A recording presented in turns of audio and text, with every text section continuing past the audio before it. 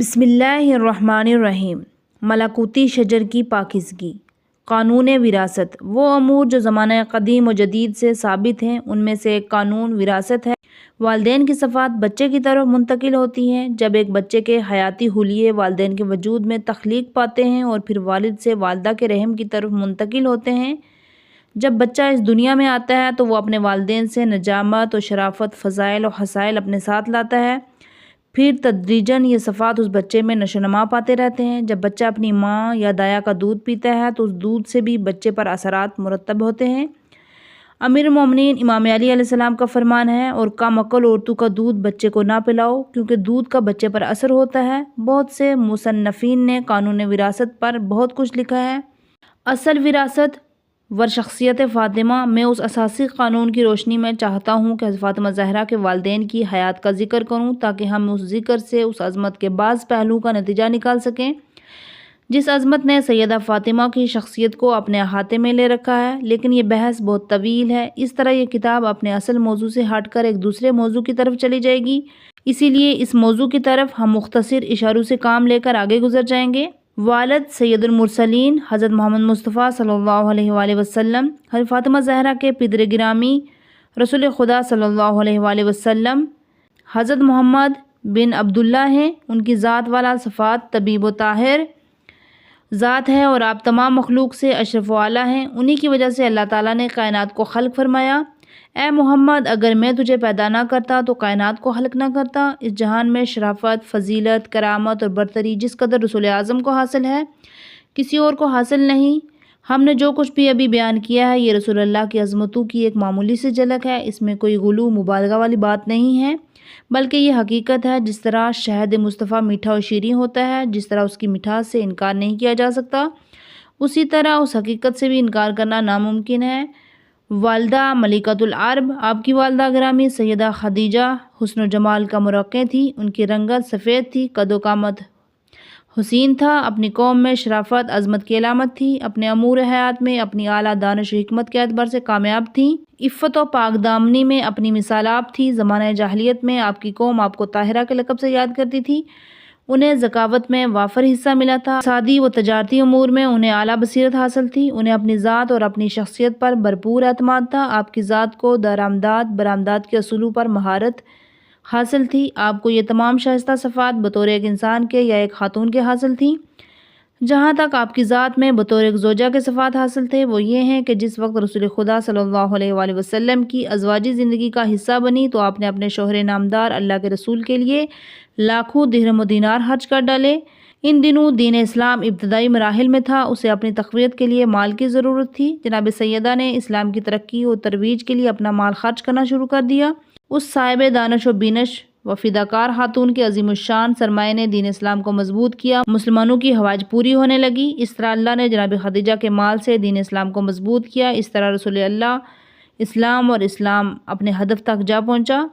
رسول اللہ کا فرمان ہے کہ مجھے کسی مال نے اس قدر فائدہ نہیں دیا جس قدر خدیجہ کے مال نے مجھے فائدہ بخشا ہے۔ مکہ میں رسول خدا حضرت خدیجہ کے مال سے مقروض اور تنگ دست لوگوں کی مدد کیا کرتے تھے، غلاموں کو آزاد کرتے تھے، اپنے فقیر اصحاب کی مدد کرتے تھے۔ جو مسلمان مکہ سے ہجرت کرنا چاہتا اس کی اس مال سے مدد فرماتے۔ پیغمبر اسلام نے حضرت خدیجہ کی زندگی میں جس طرح چاہا مال خرچ کیا، جب آپ فوت ہو گئیں تو آپ کا مال آپ اور آپ کی بیٹی کی وراثت بن گیا۔ پیغمبر اسلام کا یہ فرمان اس حقیقت کی نشاندہی کرتا ہے کہ ابتدائی اسلام میں دو چیزوں کی اشد ضرورت تھی، ایک افرادی قوت کی اور دوسری مالی قوت کی۔ امام علی علیہ السلام کی شجاعت و شہامت اور ان کی شمشیر عدالت کام آئی، اور اسلام کی معیشت کی مضبوطی کے لیے حضرت خدیجہ کی دولت کام آئی۔ آپ کی حدیث ہے کہ اگر دین قائم ہوا ہے اور دین نے استقامت پکڑی ہے تو صرف دو چیزوں سے، ایک علی کی شمشیر سے اور دوسری جناب خدیجہ کے مال سے۔ حضرت خدیجہ کی ازواجی زندگی کا لمحہ بلمحہ رسول اللہ کے ساتھ گزرا، مثالی و تحسین امیز تھا۔ آپ نے اللہ کے رسول کے لیے قدم قدم پہ قربانی دی۔ یہی وجہ ہے کہ جب بھی رسول اللہ نے ان کی رحلت کے بعد ان کا ذکر کیا تو نہایت ہی احترام و محبت کے ساتھ ذکر کیا، ان کے لیے بارگاہ خداوندی سے رحم کی دعا فرماتے۔ بعض اوقات ان کی یاد میں آپ کا دل رنجیدہ ہو جاتا، آپ کے رخساروں پر آنکھوں سے آنسو کی لڑیاں لگ جاتی۔ اس طرح آپ اپنی مہربان و فداکار رفیقہ حیات کو یاد کرتے تھے۔ ایک دن آپ حضرت خدیجہ کو یاد کر رہے تھے، ان کی یاد میں کھوئے ہوئے تھے کہ حضرت عائشہ نے آپ کی یہ پریشان کن حالت دیکھ کر عرض کیا، یا رسول اللہ وہ تو بڑھیا تھی، ان میں کیا رکھا تھا؟ اللہ نے آپ کو اس سے بہتر اور جوان بیویاں عطا کی ہیں۔ یہ سن کر حق شناس پیغمبر نے فرمایا، ہرگز یہ بات نہیں ہے، اللہ نے مجھے اس سے بہتر بیویاں عطا نہیں کی۔ وہ مجھ پر اس وقت ایمان لائی جب لوگ میرا انکار کرتے تھے، اس نے اس وقت میری تصدیق کی جب لوگ مجھے جھوٹا کہتے تھے، اس نے مجھ پر اس وقت اپنا مال خرچ کیا جب لوگ مجھے اپنے اموال سے محروم کیے ہوئے تھے۔ اللہ نے مجھے اس سے اولاد عطا کی اور اس کے علاوہ مجھے کسی اور بیوی سے اولاد عطا نہیں کی۔ حضرت خدیجہ کا رسول اللہ کے ساتھ ازواجی زندگی کا آغاز۔ جب رسول اعظم اپنی زندگی کی 25ویں بہار دیکھ چکے تھے، اس وقت حضرت خدیجہ کے ساتھ اپنی ازواجی زندگی کا آغاز کیا۔ اس وقت اس طبیب و طاہر بانو اسلام کی عمر 26 یا 28 سال تھی۔ ایک قول جو زیادہ مشہور ہے، اس وقت آپ کی عمر 40 سال تھی۔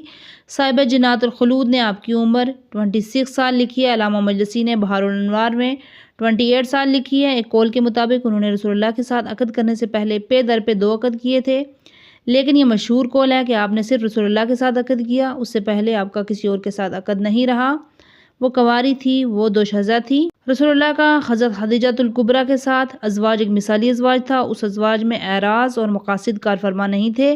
اپنی نوعیت کا یہ ایک واحد عقد تھا۔ نہ اس کی بنیاد عشق و علاقہ تھی جو دیرپا نہیں ہوتا، نہ مال و دولت، اور نہ ہی کوئی سیاسی پہلو جس طرح کے اپنے امور اکثر ازواجی زندگی کا سبب بنتے ہیں۔ ان دونوں ہستیوں کی ازواجی زندگی کا آغاز ان تمام اسباب و مقاصد سے ہٹ کر تھا۔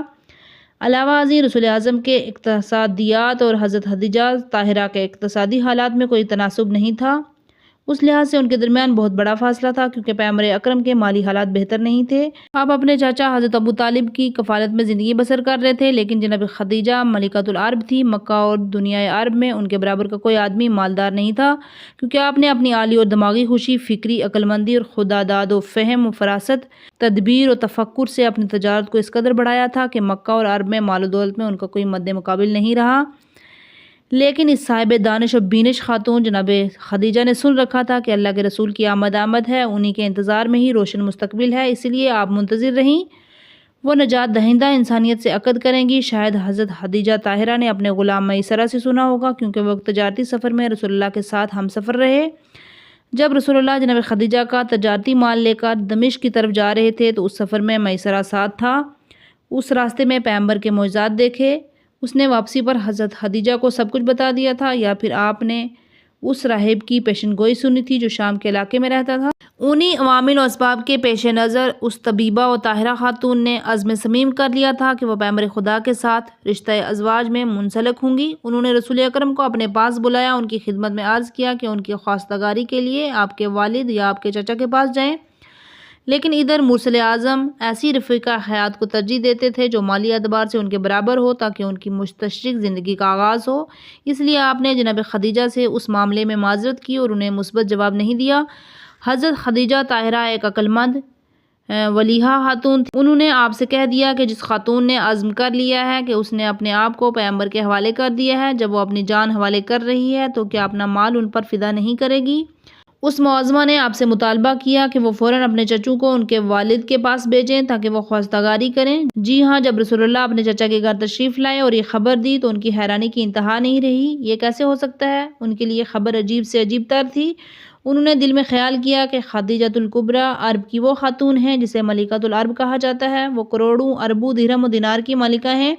اس کے سینکڑوں نوکر چاکر ہیں، سینکڑوں تجارتی کارواں ہیں جو اس کے مال سے تجارت کرتے ہیں اور اپنے پلے نفع باندھتے ہیں۔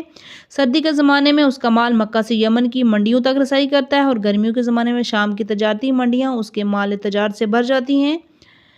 صنادید قریش، امراء مکہ، شرفائے بطحہ، روسائے طائف کے رشتے آپ کی طرف آتے رہے اور آپ ہر دفعہ انہیں پائے حقارت سے ٹھکراتی رہی۔ جی ہاں، اس طرح اس ملکۃ العرب شہزادی نے اپنے آپ کو ایک ایسے مرد کے حوالے کر دیا جس کا ظاہر فقیرانہ تھا اور اپنے چچا حضرت ابو طالب کے زیر کفالت زندگی بسر کر رہے تھے۔ جی ہاں، کیا یہ حقیقت ہے کہ ملکہ حجاز نے آپ سے ازواج کا تقاضا کیا اور آپ کے حضور درخواست کی کہ یہ افتخار اس کا مقدر بن جائے، اس لیے ان کی اس درخواست کو قبول کیا جائے؟ پیغمبر کے گھر والے حیرانی کے عالم میں سوچ رہے تھے، کیا یہ بات واقعی حقیقت کا لبادہ اوڑھنے والی ہے؟ اس حقیقت کا سامنا کرنے کے لیے مکہ کے سردار جناب عبد المطلب کی شہزادی جناب صفیہ جناب خدیجہ الکبریٰ کے گھر تشریف لے گئیں۔ جو ہی ملکہ حجاز کی نگاہ جناب صفیہ پر پڑی تو آپ فوراً اپنی جگہ سے اٹھیں اور بڑھ کر ان کا استقبال کیا اور انہیں خوش آمدید کہا۔ ان کے حضور عرض کیا، آپ جس مقصد کے لیے تشریف لائی ہیں ہم اس کو عملی شکل دینے کے لیے سراپا انتظار ہیں۔